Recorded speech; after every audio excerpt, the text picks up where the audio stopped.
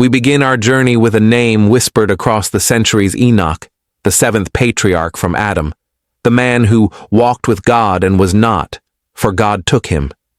His name flickers through the pages of Genesis like a candle in the mist. But beyond that brief mention lies an entire realm of apocalyptic visions, celestial secrets, and a fallen world touched by angels.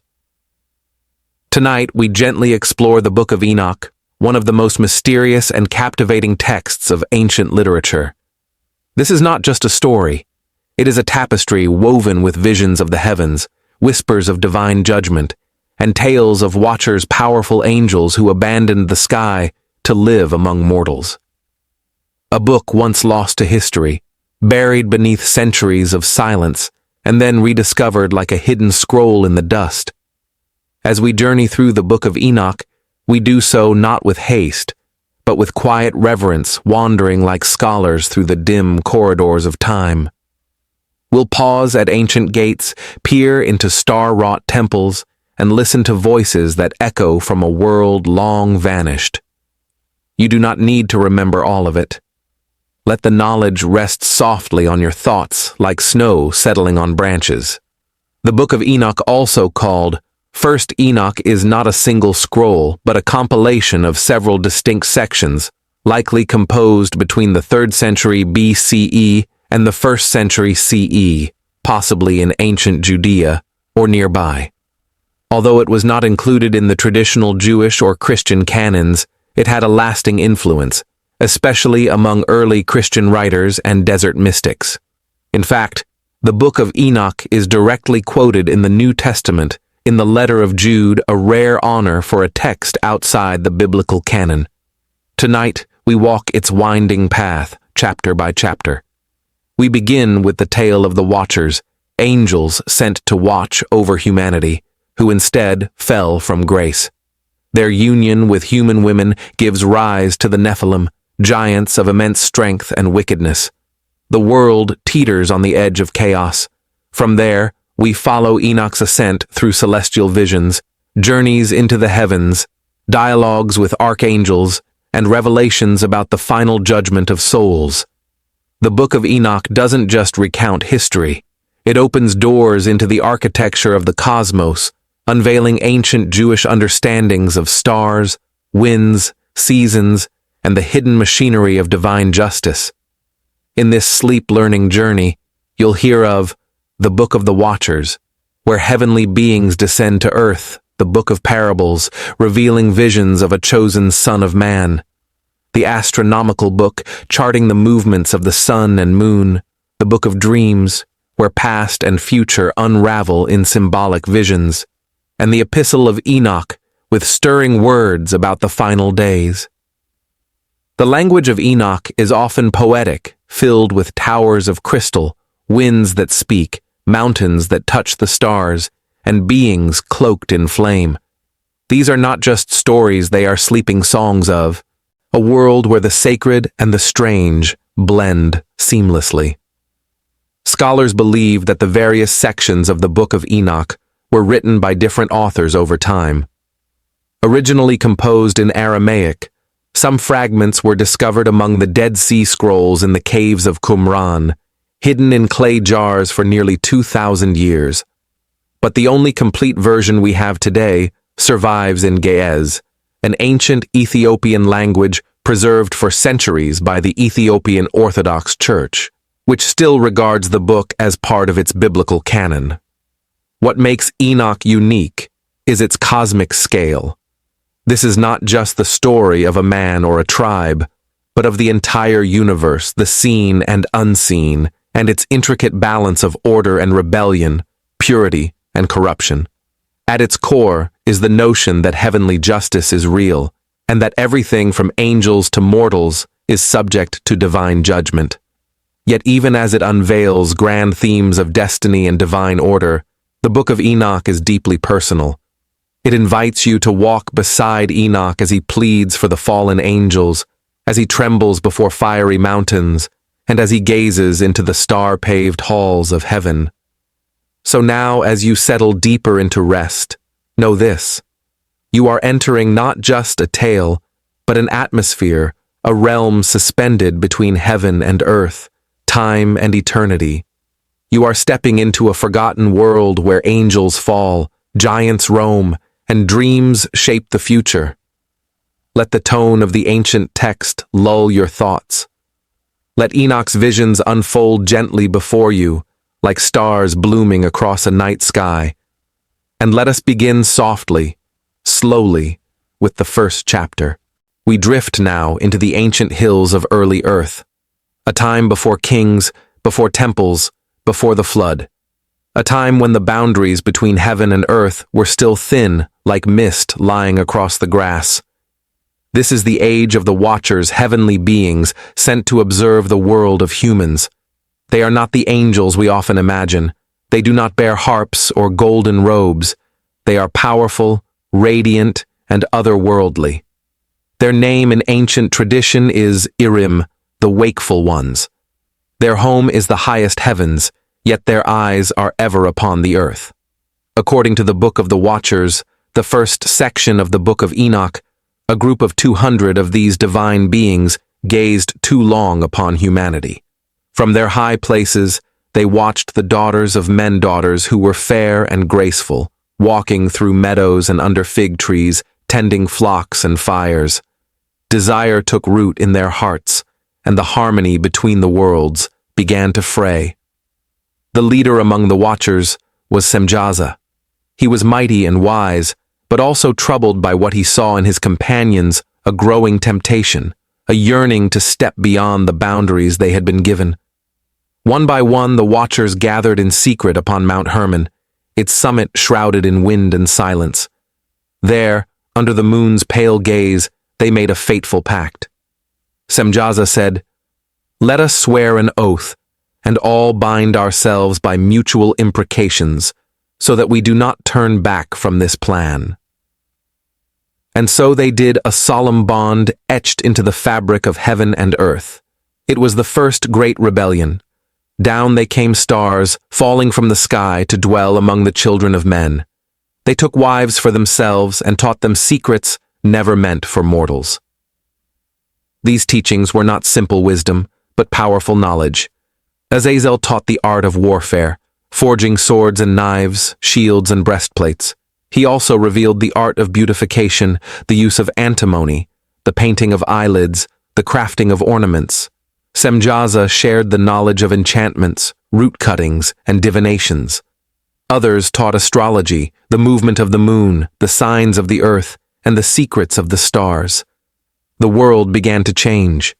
From the unions of angels and mortals were born the Nephilim giants of immense size and strength, but empty of conscience.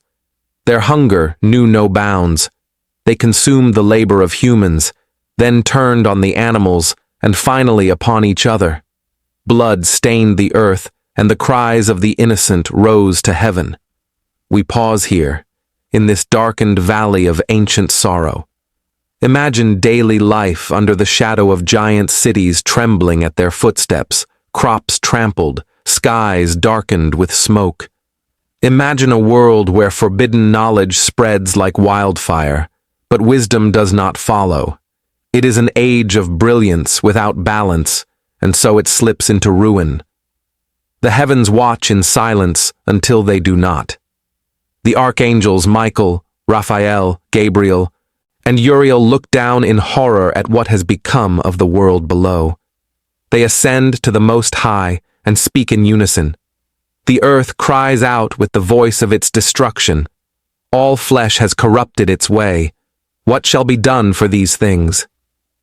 And so, the Lord of Spirits sends forth his judgment. Raphael is commanded to bind Azazel and cast him into the desert, into Dudael, a place of burning stones and jagged cliffs. There he is to remain, sealed beneath sharp rocks, until the day of judgment. Gabriel is sent to destroy the children of the Watchers, the Nephilim, to cleanse the earth of their violence. Michael is commanded to bind Semjaza and his fellow Watchers.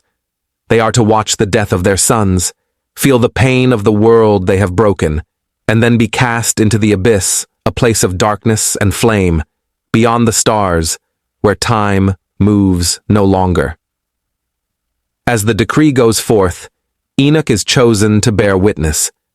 He is a righteous man, gentle and observant, who walks with reverence through the world. He does not speak often, but when he does, his words hold the calm of ancient rivers. The Lord calls him to serve as scribe and intercessor, a bridge between the divine and the doomed. Enoch is taken by the angels to a high place, a place above the clouds, where the winds whirl in patterns unknown, and the stars breathe softly in their circuits. There he sees a vision, the whole of creation, trembling on the edge of correction. The fallen angels plead with him.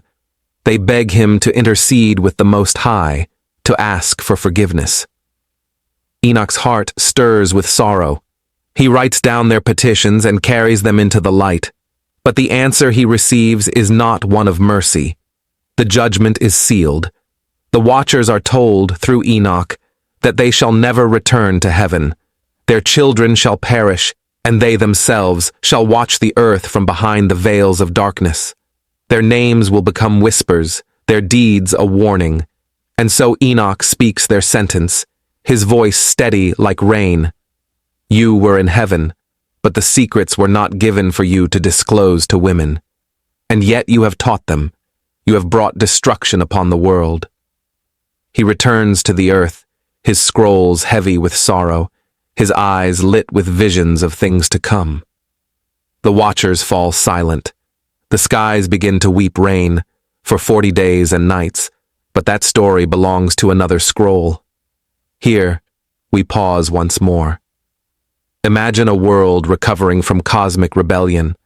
The fires die down, the mountains settle, and the grass grows again. The stars remain above, but dimmer now, watching from a greater distance.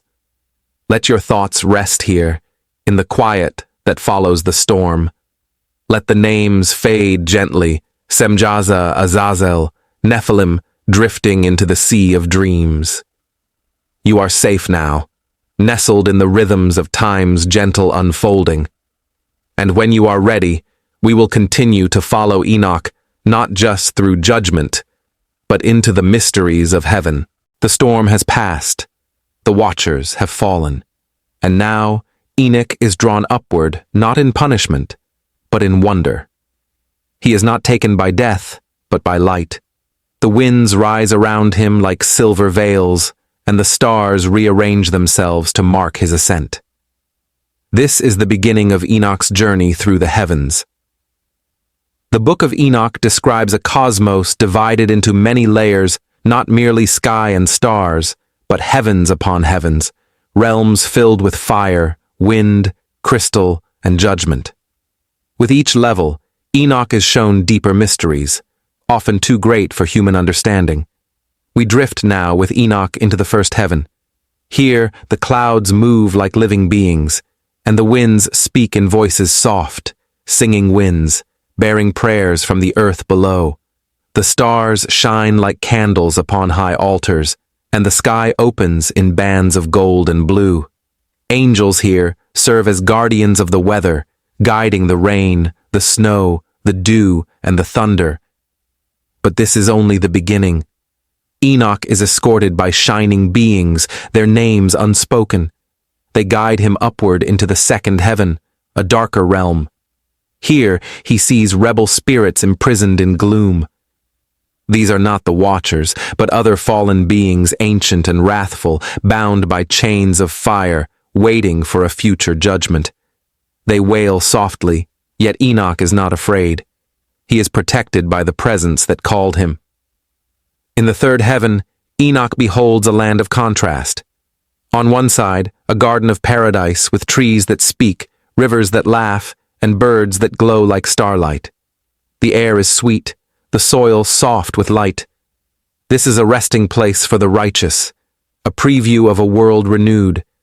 But on the other side lies a place of great darkness, where souls cry out in silence. It is not yet the final judgment, but a shadow of it. Enoch is shown both joy and terror, reward and warning, so that he may understand the balance of divine justice.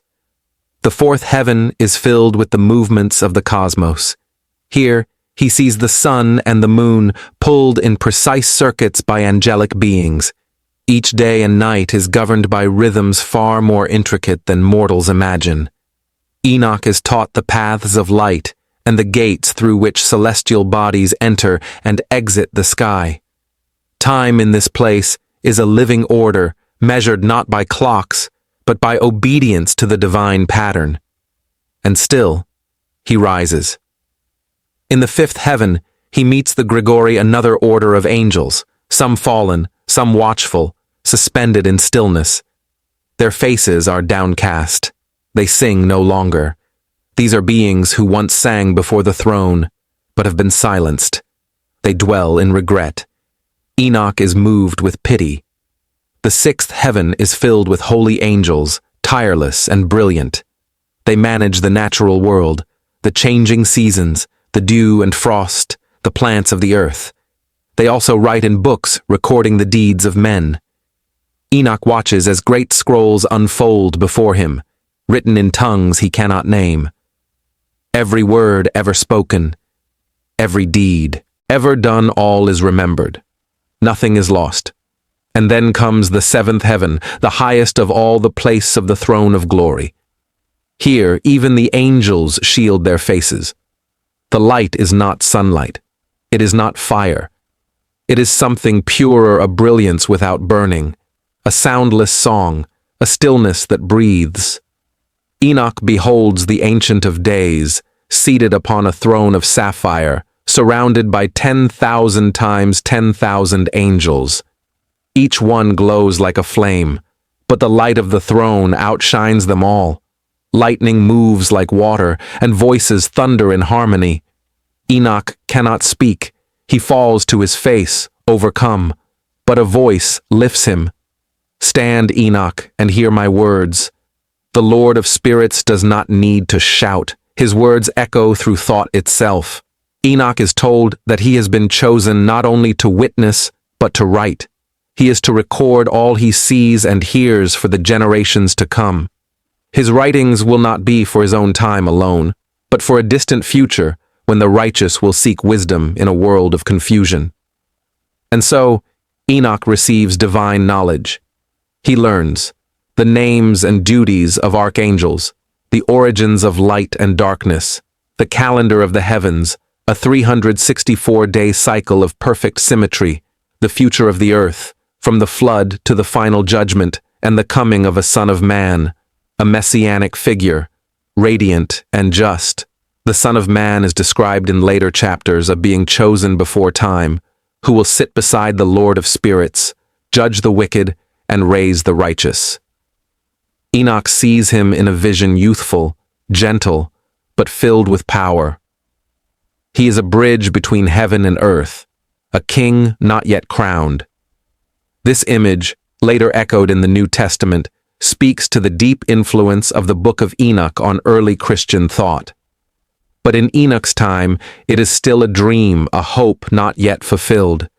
Enoch remains in the heavens for many days, though time here no longer passes as it does on earth.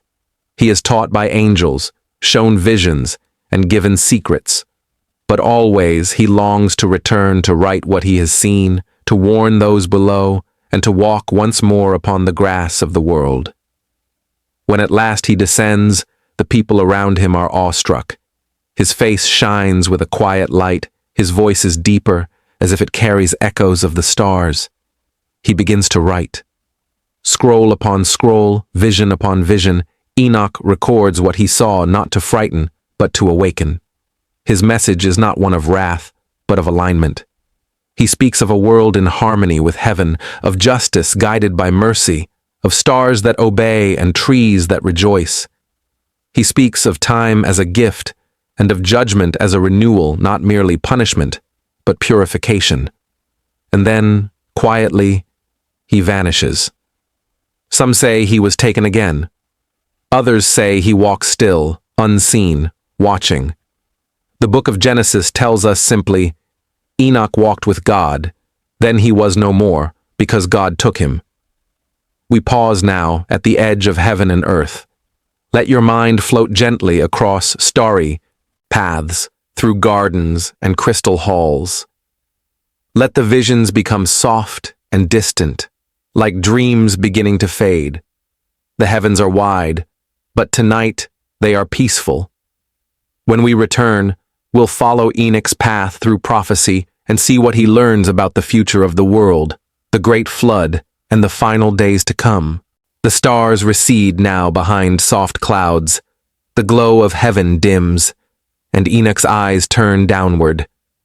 For though he has walked among angels, the burden he carries is for the world of men. In his visions, Enoch sees the path of human history laid before him not as a line, but as a series of dreams, symbols, and signs. His spirit is lifted to a high place, and the earth unfolds below him like a great scroll. Mountains rise and fall, rivers swell and retreat, and the sky changes color as the ages pass by. The first great vision he receives is of a flood, a deluge unlike any before. He sees the earth wounded by the sins of the watchers and the violence of their offspring. The Nephilim, those ancient giants, have filled the world with chaos. Mankind, once innocent, has turned toward war, sorcery, and pride. The divine order is cracked. The Most High declares that a cleansing must come not in rage, but in sorrow. Water shall fall from the heavens and rise from the depths, and through this flood the world shall be renewed. But not all will perish. Enoch is shown a man, Noah, a descendant of his own line. He is different, marked from birth. His eyes shine like the sun, and his heart is pure. He will be the seed through which life continues. The angels come to Enoch and say, "Tell your son, Methuselah, that his son shall be the one who survives the waters. His name will endure." Imagine this vision. A child, innocent and strong, building a vessel of wood, animals gathering in pairs under darkening skies, and the heavens splitting open like cracked glass as rain pours down upon a trembling world. This story, familiar to many through the later book of Genesis, appears here in vivid prophecy centuries before it would be written in full. But the flood is not the end, for Enoch sees beyond it. He is shown that even after the waters recede, corruption will return. The fallen angels will remain bound, but the hearts of men will still wander. Nations will rise and fall, kings will rage, and temples will crumble. And then, far into the future, he sees a final judgment. It is not a single event, but a cosmic process. He sees thrones set in place. He sees books, opened books of remembrance, where every act, every word, every hidden thought is written. And he sees the righteous small in number but radiant standing apart from the multitudes. The wicked, who once ruled the world, are now silent. No wealth can bribe this judgment. No power can stand before it. In one of the most mysterious and powerful passages of the book of Enoch, Enoch sees the coming of the elect one, a messianic figure who shines brighter than the stars and whose face is like that of a man. This figure is referred to as the Son of Man, the righteous one, the chosen one. He sits upon a throne beside the Ancient of Days.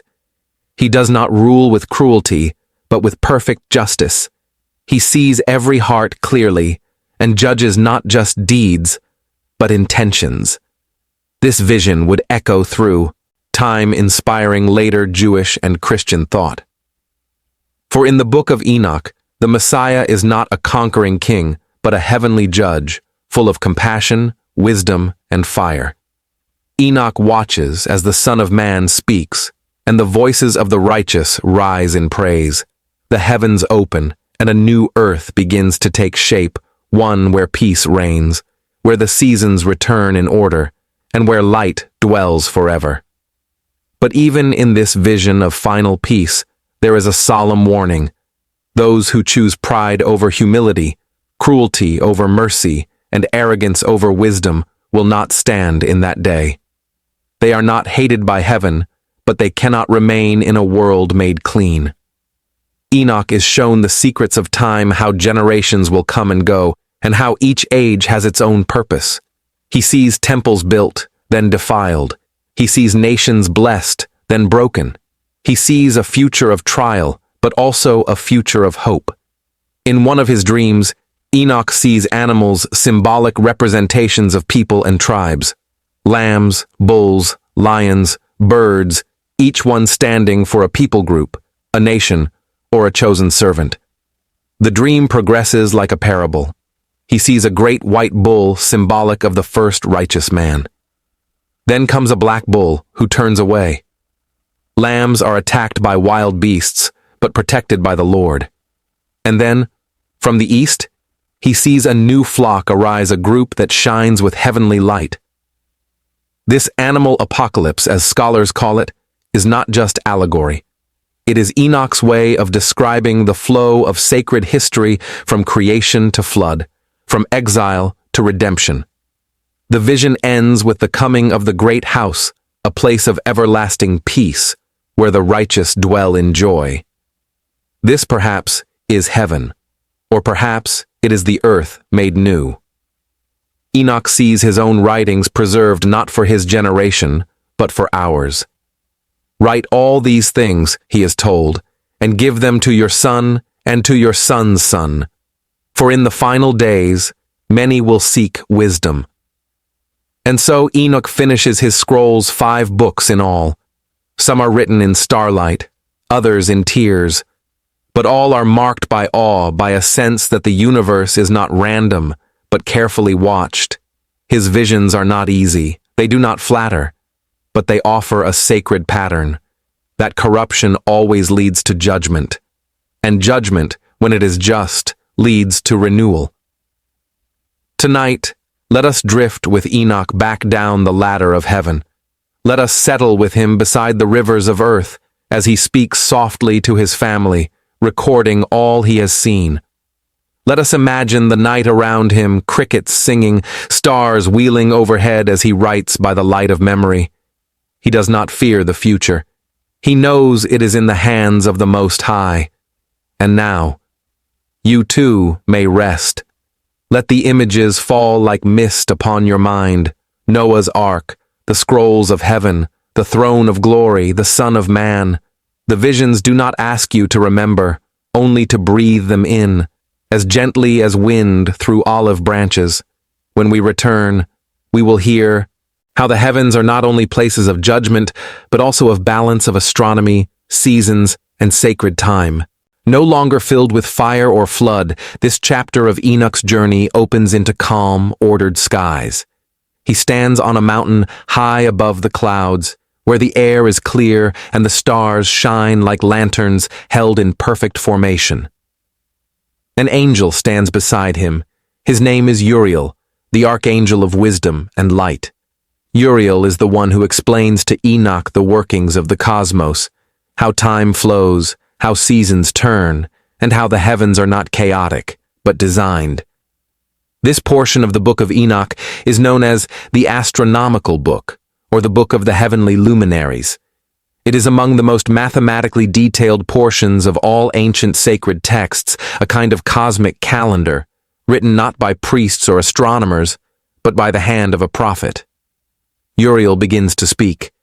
Behold, Enoch, and understand. The sun rises and sets not by chance, but by law. There are gates in the heavens, 6 in the east, 6 in the west, through which the sun travels each year. It moves slowly northward in summer and southward in winter. And through this, the seasons are born. This poetic description mirrors what we now understand as the solar cycle and the tilt of the Earth's axis. But in Enoch's time, these observations are astonishing, not random guesses, but carefully recorded movements. Enoch learns that the year is divided into 364 days, not 365 as in modern calendars, but 364 divisible by 7. This calendar ensures that festivals and holy days always fall on the same day of the week each year. It is sacred time, measured not by kings or empires, but by the stars. Enoch watches as the moon is explained to him, how it waxes and wanes, how it follows its own path, and how its light is borrowed from the sun. He is told that the moon completes its cycle every 29.5 days. It lags behind the sun slightly, and every so often, the difference must be reconciled, a subtle reference to intercalation, the adding of days to keep the calendar in harmony. The beauty of these passages lies in their peaceful rhythm. They are not warnings or prophecies, but lullabies of the cosmos. They invite the listener and you, dear dreamer, to rest in the certainty that time is not broken, but turning as it should. Enoch also sees the stars, not only their light, but their paths. He is taught that there are 4 leaders among the stars, known as the chief luminaries. These represent the cardinal directions and the 4 seasons. Imagine it now. The night sky is a vast dome. The constellations drift slowly westward, and each turning of the stars marks a new phase of life, sowing, harvest, rest, rebirth. These patterns are not merely astronomical. They carry meaning. In ancient Jewish tradition, time is not a circle with no purpose, it is a spiral, ever ascending, moving toward a divine end. And so, each year that passes brings humanity closer to fulfillment, to judgment, and to peace. Enoch's vision even describes the winds, the 4 spirits that blow from the corners of the earth. They are not chaotic, but purposeful. One brings rain, one carries fire, one cools the earth, one warms it again. These winds are like the breath of creation, cycling endlessly, weaving the climate of the world. He is also shown how light and darkness are measured, how the day increases after the winter solstice and decreases after the summer. These may seem like simple truths, but in Enoch's time, they are sacred revelations. In a world of confusion and fear, these teachings offer something rare, order, and in this, there is a great gift for sleep, the assurance that even when life feels unpredictable, the stars are still in their places, the sun will rise, the moon will wax and wane, and the seasons, like breaths, will come and go. Uriel ends his lesson with a reminder. These things you must write, Enoch, for the righteous will need them in days to come. For in the last days many shall alter the times and the seasons, but those who understand the heavenly clock will not be deceived. This passage refers to a future time perhaps symbolic, perhaps literal, when human systems of timekeeping grow distant from divine rhythms. But Enoch's vision preserves the original design, a world in balance marked by light. There is a quiet spiritual message here that nature, when viewed through wisdom, becomes a form of scripture. The stars are not merely distant flames, they are signs. The moon is not merely a rock, but a symbol of rhythm and rest. And now, as we lie back and imagine these luminous gates, the 12 doors of the sun, the moon dancing behind, and the stars moving like choirs across the sky, let the world feel gentle again. Enoch is no longer speaking of judgment or giants. He is teaching us how to read the clock of the heavens. Close your eyes and imagine a sky without pollution, black and clear, filled with silent sparks. This is the ceiling under which all generations sleep. The same stars watched over Enoch now keep watch over you. Their meaning may shift with culture, but their presence remains. Let this knowledge lull you, that time moves forward, not randomly, but meaningfully. That night is not the end, but part of the cycle. That light returns, always. And so, the 4th vision of Enoch closes not with fire, but with stillness, as if the entire cosmos has taken a breath, and now rests. When we return, we will follow Enoch into a new vision, the one where angels fall once more, but not from pride, this time, from sorrow. As we drift deeper into the scrolls of Enoch's journey, we enter the section known as the 3 parables, or similitudes revelations that move beyond the stars and into the heart of divine justice. Enoch now sees not just angels or heavens, but the unfolding story of human destiny, a vision of rulers and rebels, of righteous sleepers and the judge to come. This part of the book of Enoch was perhaps the most controversial among ancient scribes. It speaks of a Messiah, a chosen one, long before the New Testament was written. It speaks of vindication not only for angels, but for humanity, and whispers of a final reckoning for those who exploit and destroy. The first parable opens like a dream within a dream. Enoch sees a mountain, and upon that mountain is the head of days, the ancient eternal one. His countenance is like snow, his robe like pure wool. Before him stands another figure, quiet, radiant, full of light. He is called the Son of Man. "This is he," says the angel, "who holds righteousness. He shall be the light of the nations and the hope of those who suffer." To Enoch, this is not a distant deity, but a compassionate judge, one who sees injustice and weeps for the oppressed. The parables speak again and again of the fate of the powerful, those kings and giants of the earth who filled the world with blood and stone, who consumed the poor and twisted justice. They, Enoch is told, will not remain unchallenged. They will be brought low not out of vengeance, but to make room for peace. And the righteous, those who kept the memory of truth in dark times, will be lifted up. In the second parable, Enoch is shown a courtroom not of earth, but of heaven. He sees scrolls being opened, names being read aloud, angels standing in silence, and the Son of Man judging with mercy and truth. Here, Enoch is told of a future time, not immediate, not near, when the world will tremble and the mountains will melt like wax. But this is not a prophecy of doom. It is the promise that corruption has an end. Even the watchers, those fallen angels who once seduced humanity, are brought to judgment. But Enoch sees something unexpected. He sees them weeping. They plead with the archangels to intercede, to ask the Most High for forgiveness. They write petitions and hand them to Enoch, hoping he might carry them before the throne. But when Enoch presents their pleas, the answer is silence. They will not be forgiven, not because the divine is cruel, but because their rebellion tore open the fabric of heaven and earth. They were made to guard, and instead they defiled. Their punishment becomes a warning that even the greatest light, when it turns, casts the deepest shadow. Still, Enoch does not gloat. He mourns for them. He understands now that the cosmos is bound by something deeper than command. It is held together by balance. Mercy must meet justice. Love must meet truth. As the third parable unfolds, Enoch is taken once more above the earth. He sees the valleys of fire where the fallen are bound. He sees the peaceful resting places of the righteous, shaded under trees with flowing waters. This is not heaven and hell, as later doctrines would describe. It is something older, a land of shadows, where souls wait for the final day. The righteous sleep in peace.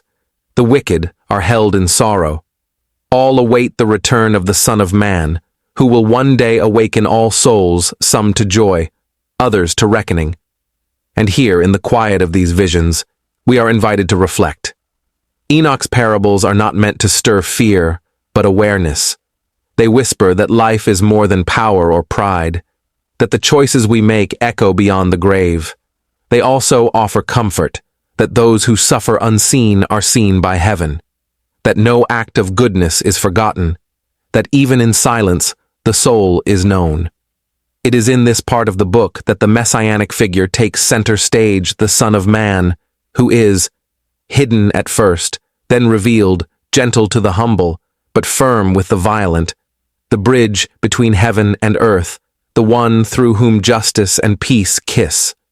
Centuries later, this figure would be drawn upon by Jewish mystics, and later still by early Christians who saw in him a foretelling of Jesus.